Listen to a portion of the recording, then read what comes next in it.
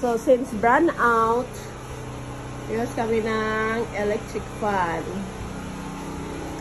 Miss, kahit brand out, makapanood kami ng TV. So, ito, nasa living room. Checked out for everything.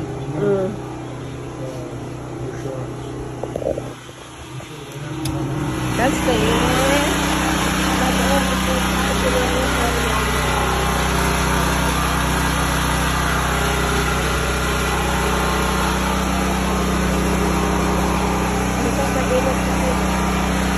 Dalawa ng generator namin, malaki pa niyan. Ito maliit to, parang I think that one is 34,000. The other one is we buy that one for 50,000 the generator. The big one. Ha? Yeah.